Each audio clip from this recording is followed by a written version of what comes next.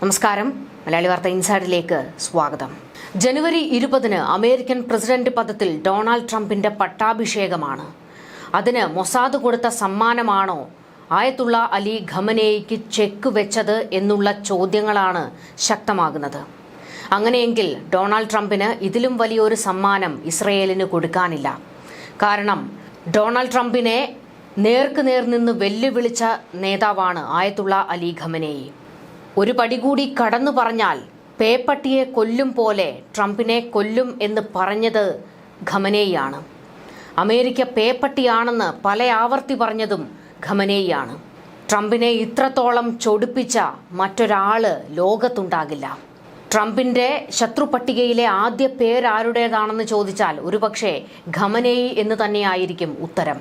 അത്രത്തോളം വലിയ രീതിയിൽ ഇരു കൂട്ടരും തമ്മിൽ നേർക്കുനേർ നിന്നിട്ടുള്ള സമയങ്ങളാണ് ഡൊണാൾഡ് ട്രംപിന്റെ ആദ്യ ഭരണകാലം.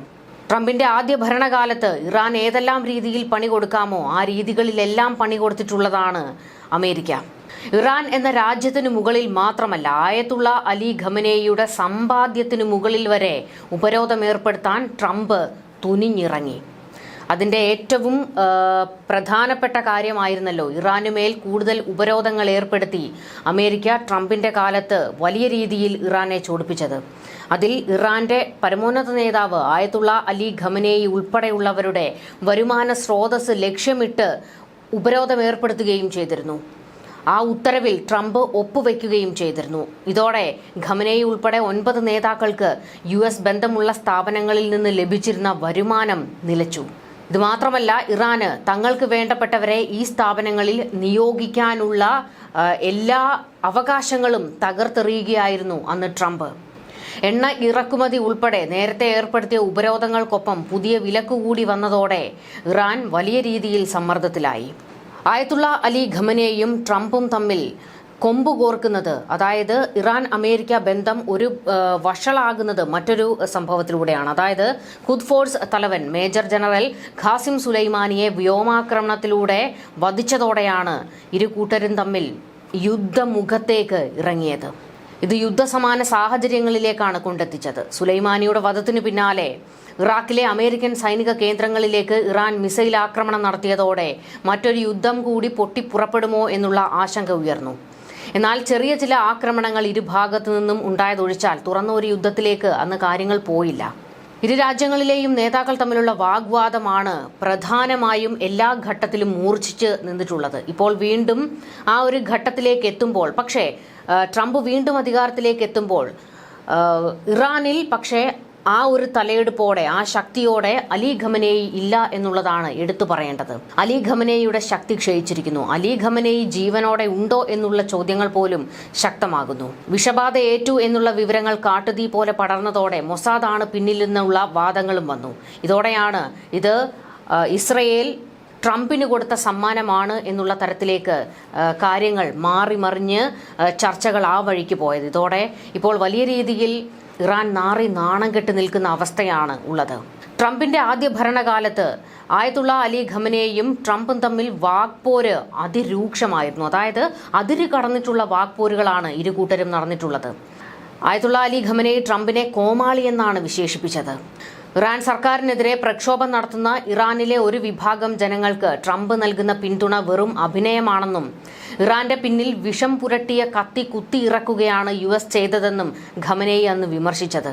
ഇതിന് മറുപടി എന്നോണം ട്രംപ് പറഞ്ഞത് വാക്കുകൾ സൂക്ഷിച്ചുപയോഗിക്കണം എന്നാണ്.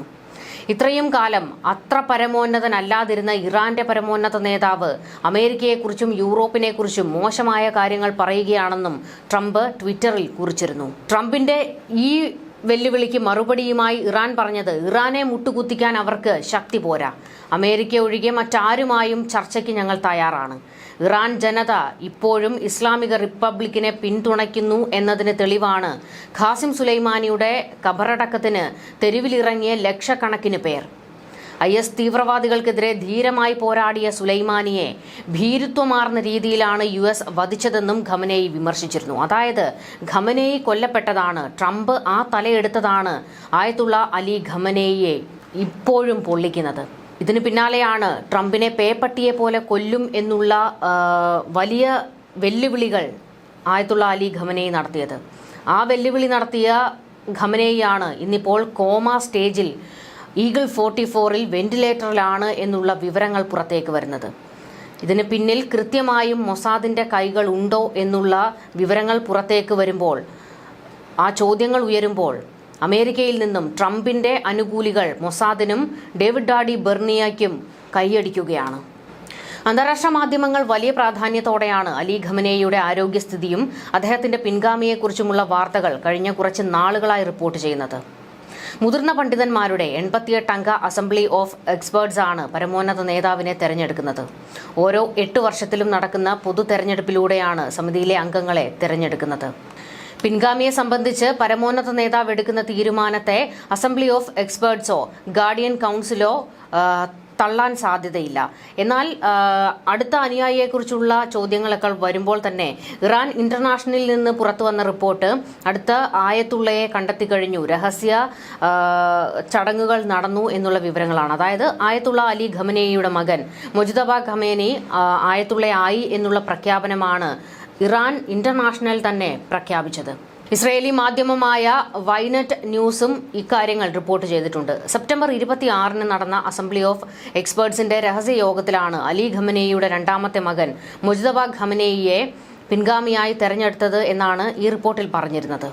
അസംബ്ലി ഓഫ് എക്സ്പേർട്സിലെ 60 അംഗങ്ങളുടെ ഒരു അസാധാരണ യോഗം ആയത്തുള്ള ഖമനേയി വിളിച്ചു ചേർത്തിരുന്നുവെന്നും അദ്ദേഹത്തിന്റെ പിൻഗാമിയെ സംബന്ധിച്ച് ഉടൻ തീരുമാനങ്ങൾ എടുക്കാൻ നിർദ്ദേശം നൽകിയെന്നുമായിരുന്നു വിവരങ്ങൾ. അലി ഖമനേയിയുടെ തീരുമാനത്തോടും തെരഞ്ഞെടുപ്പ് പ്രക്രിയയോടും അംഗങ്ങൾക്ക് തുടക്കത്തിൽ എതിർപ്പുണ്ടായിരുന്നു. പക്ഷേ അദ്ദേഹത്തിന്റെയും പ്രതിനിധികളുടെയും നിർബന്ധത്തെ തുടർന്ന് മുജ്തബയെ പിൻഗാമിയായി നിയമിക്കാൻ യോഗം ഐക്യകണ്ഠേന ധാരണയിലെത്തുകയായിരുന്നു എന്നാണ് ഇസ്രയേലി മാധ്യമം റിപ്പോർട്ട് ചെയ്തത്. ഇതിനായി ഭീഷണിയടക്കം പ്രയോഗിച്ചതായാണ് റിപ്പോർട്ടിൽ വന്നത്. ജനകീയ പ്രതിഷേധം ഭയന്നാണ് പരമാവധി രഹസ്യ യോഗം ചേർന്നത് എന്നാണ് റിപ്പോർട്ടുകൾ. മുജ്തബയുടെ തെരഞ്ഞെടുപ്പ് സംബന്ധിച്ച വിവരം ചോർന്നാൽ വലിയ പ്രത്യാഘാതമുണ്ടാകുമെന്നും ഇക്കാര്യം രഹസ്യമായി സൂക്ഷിക്കാനും അംഗങ്ങൾക്ക് മുന്നറിയിപ്പ് നൽകിയിരുന്നു. ഇതോടെയാണ് യോഗത്തിന്റെ വിശദാംശങ്ങൾ പുറത്തേക്ക് വരാത്തത് എന്നാണ് വൈനെറ്റ് ന്യൂസ് അവകാശപ്പെട്ടത്. മുജ്തബയുടെ തെരഞ്ഞെടുപ്പ് ആശ്ചര്യകരമല്ലെങ്കിലും അദ്ദേഹത്തിന്റെ യോഗ്യതകളെക്കുറിച്ച് ചില കേന്ദ്രങ്ങളിൽ സംശയങ്ങൾ ഉയരുന്നുണ്ട്. ഇറാനിയൻ സർക്കാരിൽ ഔപചാരിക സ്ഥാനങ്ങളൊന്നും വഹിച്ചിട്ടില്ലാത്ത മുജ്തബയുടെ പരിചയക്കുറവ് തന്നെയാണ് വിമർശകർ ഉയർത്തി കാണിക്കുന്നത്. എന്നാൽ ഇബ്രാഹിം റൈസിയുടെ മരണമാണ് അസാധാരണ സാഹചര്യം ഇറാനിൽ സൃഷ്ടിച്ചത്. റൈസിയെയാണ് അടുത്ത പരമോന്നത നേതാവായി അലി ഖമനേയി കണ്ടിരുന്നത്. എന്നാൽ മകനിലേക്ക് ആ സ്ഥാനം മാറേണ്ടി വന്നു. കാരണം ഇബ്രാഹിം റൈസി മരണപ്പെട്ടതാണ് വലിയ പ്രതിസന്ധി ഉണ്ടാക്കിയത്. ന്യൂസ് ഡെസ്ക് മലയാളി വാർത്ത ഇൻസൈഡ്.